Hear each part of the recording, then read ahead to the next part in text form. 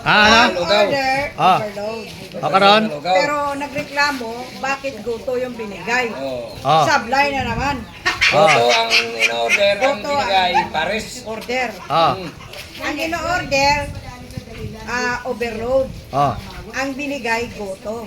Buto. Ano ang klase ka overload? Pares overload o goto overload? Sahon kanay. Okay. Ang klase ka overload ni. Oh. Tayo naman, may kaso wala. Tayo na, imang kutang ka, ito, may kaso ay. Meron. Overdose. Ano ang kaso? Kasi dapat, ang pagkaintindi nyo doon, overload na lugaw. At saka overload na Goto lang, goto lang. Goto lang. Oh. Kaso, ano Goto lang dapat. Oh. Dapat ang goto lang. in-order sa imo, overload na lugaw. Oh. Ang binigay mo timo, nga daw goto lang. Oh. Ayun. Okay, oh. Oo. Okay. Siya overload. Ang anong kaso? Inject sabi niya goto. Ano ba Overcharge. Mayong aga, mayong hapon, mga kaabiyanan, no? So, ara, ang pamangkot, paano kung sala ang na-deliver, no? So, wrong item ang na-deliver, no? So, ano ang kaso? Ano ang posibleng remedyo, no? Pag-abot sina nga nag-order ka, tapos sala ang nag-abot, no? Sala ang na-deliver. So ini yung mga kaso, may mga layi nga pwede siya ma-apply, no? Consumer Act of the Philippines, for example, no? Civil Code of the Philippines, inabalang implementing rules and regulations ng DTI, no?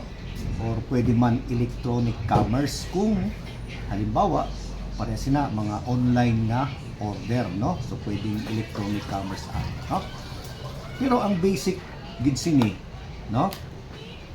Ang basic nga layi nga pwede i-apply dira ang gitawag nga law on sales, no? Sa article 1458 hasta 1637 sa New Civil Code of the Philippines, no? So kung hindi na-deliver sang tama, no? Or sala ang na-deliver nga item, pwede na siya magsulod sa ginatawag nila nga breach of contract, no? Breach of contract. So, ano ang katungod sang nagbakal? Sang kliyente, sang buyer, kumbaga, no? Ano ang iyang katungod? Ano ang pwede niya himuon? Una, ang nagbakal pwede mag-demand, no? Pwede mag-demand nga i-deliver ang eksakto nga item nga iya nga gin-order, no? So pwede niyang kumbaga hambalan tong seller nga i-deliver mo ang tama nga item, no? Nga giyagin bakal. Kung hindi man, pwede yung ginatawag nga suitable substitute, no? Kung sila nag-agree, no? So, butsilingon, pwede kaparehas or pwede nga i-cambio, no? Sang iban nga item basta nagsugtanay sila nga duha. So para sila pares overload ang gin-deliver bihon, di ba? Di ko nagkasugtanay sila nga, sige, kambuhin na lang na sang amunang item, pwede man na, no? Butsil mo, suitable substitute. Basta sugtanay sila sang seller, no? Ayan, so amunang una, pwede i-demand sa buyer nga i-deliver ang eksaktong item nga iyagin order, or kung hindi man, tung substitute sang iyagin bakal, basta magkasundo sila nga duha, no? Okay. Pangaduha, pwede man, no, ang katungod sang nagbakal, pwede na i-cancela, no, ang iyang nga order. Ini siya bahin sa Article 1191 sang Civil Code, no? Ibalik, no, kag i-refund ang iya nga bayad, ibalik ang iya nga bayad, no? So cancel niya, kabal niya sa seller, i-cancel na lang na, ibalik ang bayad ko. So amo na isa ka iya nga katungod, no? Okay? Pangatlo, pwede pa siya mangayo sang danyos perwisyos, no? Damages. Ini naman siya bahin sa Article 1170 sang Civil Code of the Philippines, no? So pwede mga isang danyos perwisyos ang bayad kung may ara siya nga losses nga ginatawag o pagkaperdi, no, nga naaguman bangod sa sala, no, ang na-deliver nga item o hindi pagsunod sang seller sang ilang nga kontrata. So kung may danyos, may losses, no?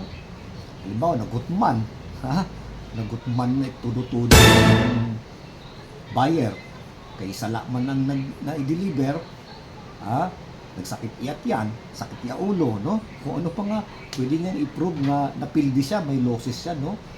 So pwede siya mag-demand sina sa seller, no? So damages, danyos, no? So amo to siya. So una, katungod sang buyer na i-demand na eksakto i-deliver eksakto tong iya ginbakal na gin order. O kung hindi man, base sa ilang kasugtanan, pwede sang substitute, suitable substitute nga ikambyo doon sa gin order niya nga item, no? Pangadua nga katungod, pwede niya i-cancela ang ila kontrata kag ikuhaon niya ang refund, balik ang kwarta, ang bayad, no, kung may bayad na. Kag pangatlo, danyos perwisyos, no, kung may loss, pagka-perdi, no, parte naman sang nagbakal. So sa ginsiling ko kanina, may ara pa iban nga pwedeng applicable na law na lahi diri, no, Consumer Act, implementing rules sang DTI, Electronic Commerce Act, no, kung iban pa.